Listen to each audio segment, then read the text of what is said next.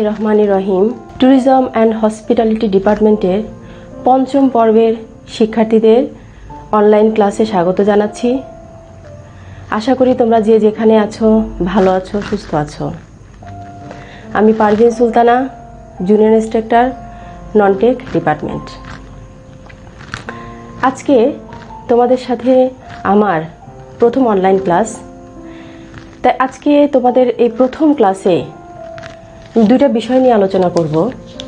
প্রথমটা হচ্ছে সাবজেক্ট পরিচিতি এবং কিভাবে মান বন্টন করা হয় সেগুলো, এবং এর সাথে সাথে দ্বিতীয় যে বিষয়টা জানব, প্রথম অধ্যায় তোমাদের সাবজেক্টে যে প্রথম অধ্যায়টা আছে সেই অধ্যায়ের কিছু গুরুত্বপূর্ণ বিষয়গুলো নিয়ে আলোচনা করব।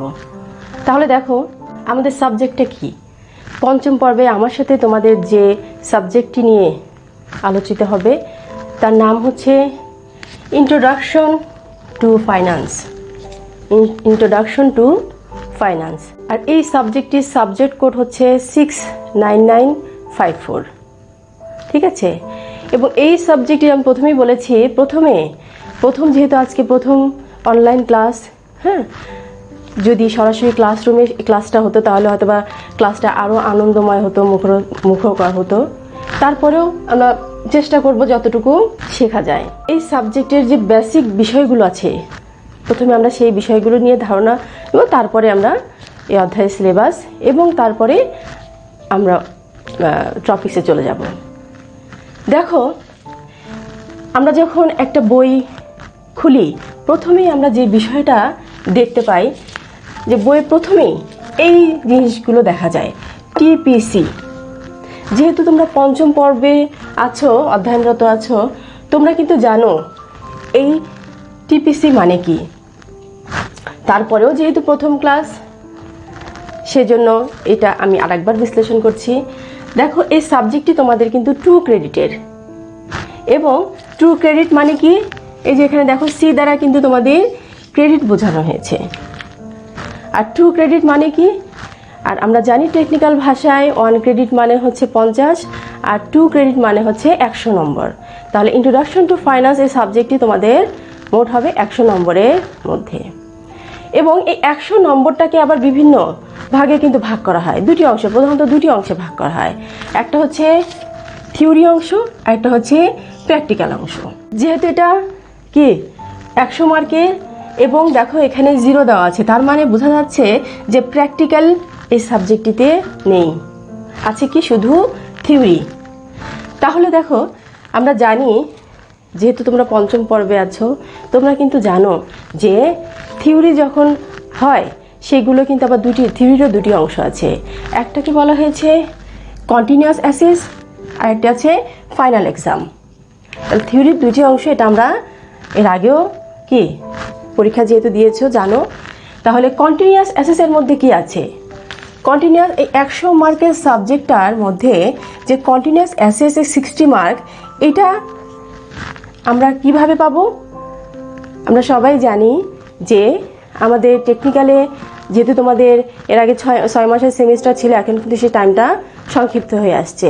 তারপরেও কিন্তু দেখো যে আমাদের ক্লাস যখন চলমান থাকবে তখন তোমাদের কুইজ টেস্ট হবে, কিছু ক্লাস টেস্ট হবে যেগুলো যে চ্যাপ্টারগুলো পড়ানো হয়েছে তার উপরে, এবং তার সাথে সাথে মধ্যপর্বে একটা পরীক্ষা হয় এবং তোমাদের অ্যাটেন্ডেন্স। এই সার্বিক বিষয়গুলো নিয়ে কিন্তু তোমাদের এই কন্টিনিউয়াস অ্যাসেস এই নাম্বারটা আসে। যে ছাত্র ক্লাসের প্রতি একটু অ্যাক্টিভ থাকে, মনোযোগী থাকে, তারা কিন্তু খুব সহজেই এই 60 মার্ক খুব সহজেই অর্জন করে নিতে পারে। এছাড়া আর একটা আছে কি ফাইনাল এক্সাম। ফাইনাল এক্সামে কত আছে 40 মার্কস। আর এটা আমাদের কখন আসে, যখন সেমিস্টার শেষে ফাইনাল পরীক্ষা হবে তখন তোমরা এই 40 মার্কসের উপরে কি পরীক্ষাটা দিতে হবে তোমাদের। আসলে তোমরা সবাই জানো। এবং এই যে ফাইনাল এক্সামে যে প্রশ্নটা, এই প্রশ্নটা কিন্তু 3টা ভাগে ভাগ করা হয়। একটা হচ্ছে কি ক বিভাগ, খ বিভাগ এবং গ বিভাগ। এবং 3টা কি বিভাগের মধ্যে কিছু থাকবে অতি সংক্ষিপ্ত প্রশ্ন, কিছু সংক্ষিপ্ত প্রশ্ন এবং কিছু রচনামূলক প্রশ্ন। এভাবেই কিন্তু তোমাদের ফাইনাল এক্সামের এই 40 মার্কসটা বিন্যাস হবে। ঠিক আছে। তাহলে এরপর দেখো আমরা যে বিষয়টা না জানবো সিলেবাস। ব্যাখ্যা। আমাদের এই পঞ্চম পর্বে তোমরা যে অধ্যয়ন আছে পঞ্চম পর্বে, যেহেতু তোমরা ট্যুরিজম অ্যান্ড হসপিটালিটি ডিপার্টমেন্ট এবং এটা একটি নতুন ডিপার্টমেন্ট, আর তোমাদের এই ডিপার্টমেন্টে যে বইগুলো হুবহু ওই বইগুলো কিন্তু বাজারে পাওয়া যাচ্ছে না, পাওয়া যায় না। কিন্তু দেখো তারপরে আমাদের প্রথমেই যেটা করতে হবে যে আমাদের সিলেবাস সম্পর্কে সম্পূর্ণ ধারণা রাখতে হবে। আর এই সিলেবাসের মধ্যে তোমাদের 8টা অধ্যায় আছে, সেই অধ্যায়গুলো সম্পর্কে তোমাদের জানতে হবে যে টপিক্স, সেই 8টা অধ্যায়ের মধ্যে কোন কোন টপিক্স নিয়ে আলোচিত হয়েছে সেই বিষয়গুলো তোমাদের খুব ভালো করে ধারণা রাখতে হবে। শুধু তাই না, তাহলে আমরা কিভাবে পড়বো সেই সিলেবাসের সেই টপিকসগুলো অনুযায়ী, যেহেতু সেই 8টা যে চ্যাপ্টার আছে সেই সুনির্দিষ্ট চ্যাপ্টারে এবং ইন্ট্রোডাকশন টু ফাইন্যান্স এই শিরোনামে কিন্তু কোনো বই তোমরা বাজারে পাবে না। তাহলে কিভাবে তোমরা পড়াশোনা করবে? যে তোমাদের যে ইন্টারমিডিয়েট লেভেলের অনেক বই আছে বা অনার্স লেভেলের যে বইগুলো আছে সেখানে অর্থায়নের উপর অনেক বই বাজারে পাওয়া যায়, সেগুলো তোমরা সংগ্রহ করবে এবং তারপরে সেখান থেকে তোমাদের সিলেবাসের যে টপিকসগুলো আছে সেগুলো সেখান থেকে আয়ত্ত করার চেষ্টা করবে। এবং সাথে সাথে আমাদের যে অনলাইন ক্লাসগুলো হবে সেগুলো মনোযোগ সহকারে দেখবে এবং যথারীতি প্রতিদিনের ক্লাসগুলো প্রতিদিন করার চেষ্টা করবে, বাসায় পড়াশোনা করবে। তাহলে প্রথমে আমরা যে বিষয়টি নিয়ে আলোচনা করতে চেয়েছিলাম, আশা করি তোমরা বুঝতে পেরেছো যে বিষয়ের পরিচয়টা, তোমরা যে সাবজেক্টটা আমার সাথে তোমাদের সেমিস্টার ব্যাপী যে আলোচিত হবে সেই সাবজেক্টের পরিচিতিটা।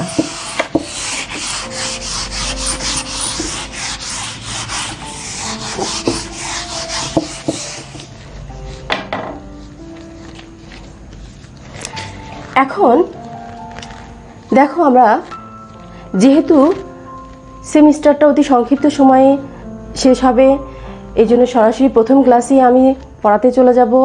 আর আমরা আজকে জানবো হচ্ছে তোমাদের ইন্ট্রোডাকশন টু ফাইন্যান্স এই সাবজেক্টের প্রথম অধ্যায়ের কিছু বিষয় নিয়ে আজকে আমরা আলোচনা করব। আর প্রথম অধ্যায়ে যে প্রথম টপিকসটা সেটা বিষয় জানবো। তাহলে প্রথম অধ্যায়টার নাম কি? এই বিষয়টা থাকবে প্রথম চ্যাপ্টারে। তাহলে দেখো, আন্ডারস্ট্যান্ড ফাইন্যান্স অর্থ কি, যে অর্থায়ন বলতে কি বোঝো এবং ইটস ওভারভিউ, অর্থাৎ এই অর্থায়নের সংক্ষিপ্তভাবে বলতে কি বোঝো বা সাধারণভাবে অর্থায়ন বলতে কি বোঝো এর সংক্ষিপ্ত ব্যাখ্যা প্রদান করা। তাহলে দেখো, এই প্রথম চ্যাপ্টারে আমরা যে প্রথম প্রশ্নটা নিয়ে আলোচনা করব, ডিফাইন ফাইন্যান্স। তাহলে প্রথমে আমরা প্রথম চ্যাপ্টারের যে প্রশ্নটা নিয়ে আলোচনা করব সেটা হচ্ছে ডিফাইন ফাইন্যান্স। তাহলে এই ফাইন্যান্স এই শব্দটি কিন্তু আমাদের দেশীয় শব্দ নয়। ফাইন্যান্স শব্দটি উৎপত্তি হয়েছে ল্যাটিন শব্দ ফিনিশ থেকে। ফিনিশ শব্দ থেকে এই ফাইন্যান্স শব্দটির উৎপত্তি হয়েছে, আর যার বাংলা অর্থ হচ্ছে অর্থায়ন। এই অর্থায়ন শব্দটি বা অর্থ সংস্থান, এই অর্থায়ন শব্দটি কিন্তু আবার বিভিন্ন সমর্থক শব্দ আছে যেগুলো আমরা সচরাচর সবসময় বলি এবং ব্যবহার করি। তাহলে অর্থায়ন শব্দটির অর্থ হচ্ছে অর্থ সংগ্রহ করা বা অর্থ সংস্থান করা বা অর্থের যোগান দেওয়া। সাধারণত অর্থায়ন বলতে আমরা এগুলো বুঝে থাকি। এখন দেখো, যেহেতু তোমরা একটা বিষয় নিয়ে পড়াশোনা করছো এবং অবশ্যই তোমাদের লক্ষ্য হচ্ছে কি, এই যে সাবজেক্টটি নিয়ে তোমরা পড়াশোনা করছো সেটার লক্ষ্য কিন্তু কি আত্মকর্মসংস্থানী হওয়া, ঠিক আছে?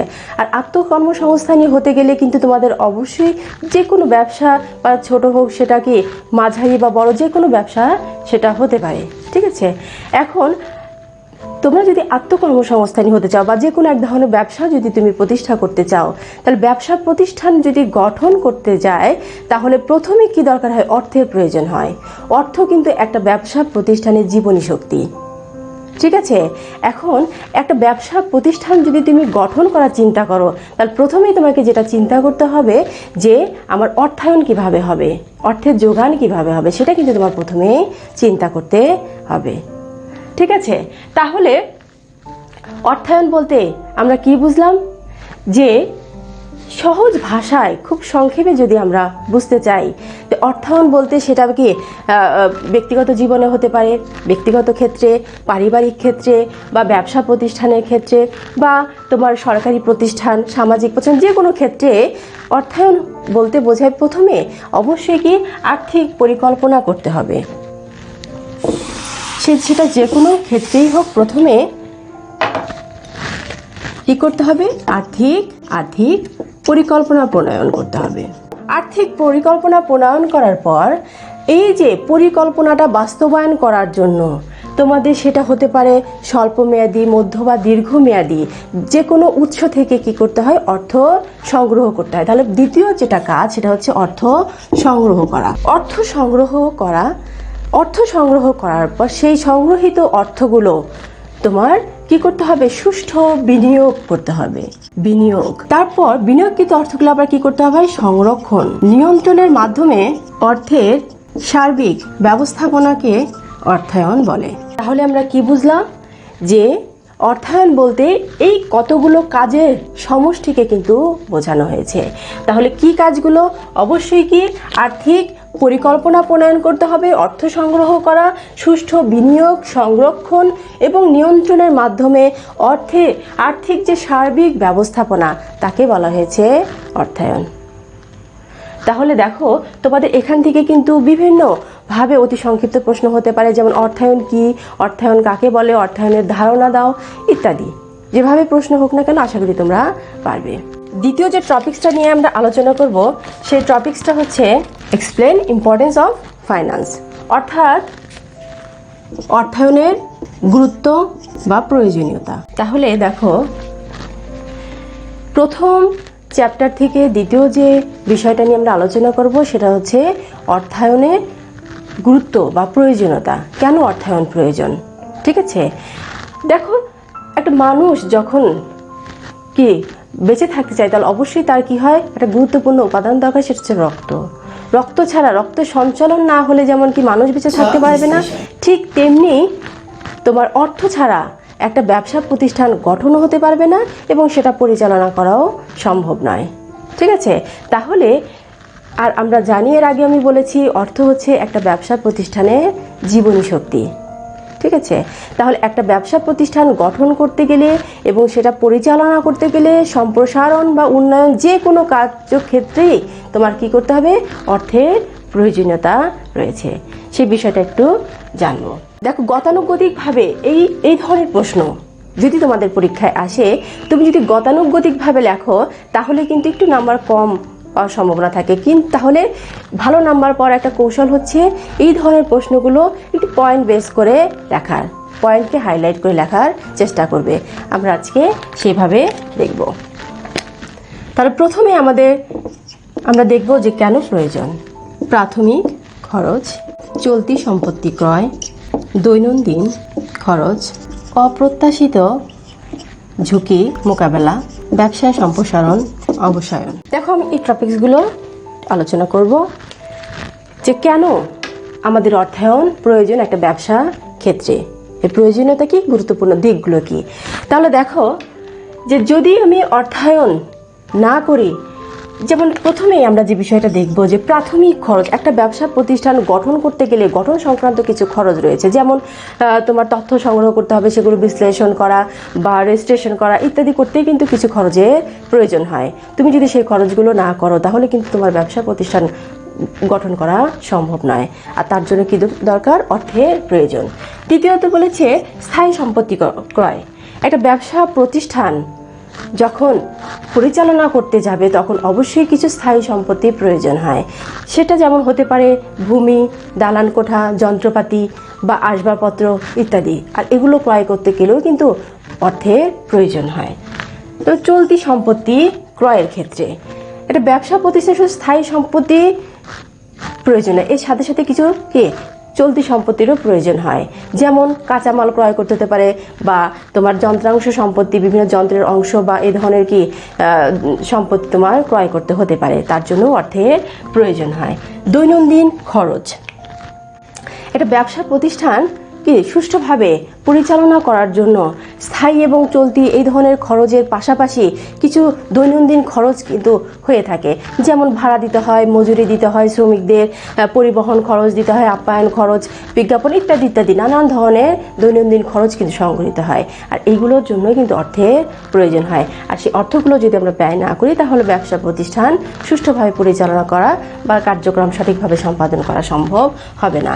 যে অপ্রত্যাশিত আরেকটি হচ্ছে কি অপ্রত্যাশিত ঝুঁকির মোকাবেলা। একটা ব্যবসা আমরা জানি যে কি ভবিষ্যৎ অনিশ্চিত, সেখানে যে কোনো কিছুই ঘটতে পারে, ঠিক আছে, ঝুঁকি অবশ্যই বিদ্যমান। আর ব্যবসার ক্ষেত্রে তো ঝুঁকি অবশ্যই থাকে। আর অপ্রত্যাশিত ঝুঁকি বলতে আমরা দেখি যে হঠাৎ করে অগ্নিকাণ্ড ঘটলো বা দুর্যোগ, বিভিন্ন দুর্যোগ যেমন ঘূর্ণিঝড় বা সাইক্লোন এগুলো আসলো, বা বাজারের তোমার মূল্য কমে গেল, বাজারে কি পণ্য মূল্য কমে গেল, এই ধরনের বিভিন্ন অপ্রত্যাশিত কি ঝুঁকি আসতে পারে, সেগুলো মোকাবেলা করার জন্য অর্থায়নের প্রয়োজন হয়।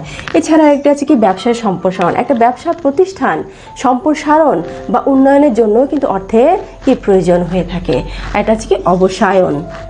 অবসায়ন বলতে আমরা কি বুঝি, যে একটা ব্যবসা প্রতিষ্ঠান সেটা হতে পারে এক মালিকানা কারবার বা কি অংশীদারি কারবার, রাষ্ট্রীয় কারবার বা যৌথ মূলধনী কারবার, যে কোনো ব্যবসা হোক না কেন, কিছু কিছু ব্যবসা প্রতিষ্ঠান আছে যেগুলো প্রতিষ্ঠা করতে গেলেও আইনের কিছু কি কোম্পানি আইন অনুসরণ করে প্রতিষ্ঠা করতে হয়, আবার সেটা বিলোপ সাধন করতে গেলেও সে কোম্পানি কিছু সুনির্দিষ্ট নিয়ম আছে বা আইন আছে, সেটা অনুসরণ করে কি বিলোপ সাধন বা অবসায়ন ঘটাতে প্রয়োজন হয়। আর তার জন্য কি দরকার, অর্থায়নের দরকার হয়ে থাকে। তাহলে সর্বোপরি আমরা অনেকগুলো কি ক্ষেত্র আলোচনা করলাম। তাহলে আমরা আশা করি আজকের ক্লাসে দুইটা বিষয় নিয়ে আলোচনা করা হয়েছে, অর্থায়ন কি, অর্থায়নের গুরুত্ব এবং প্রয়োজনীয়তাগুলো কি। ঠিক আছে, আশা করি তোমরা বুঝতে পেরেছো। বাসায় পড়বে এবং আগামী ক্লাসে নতুন কোনো বিষয় নিয়ে, নতুন টপিকস নিয়ে আলোচনা করা হবে। ভালো থাকবে।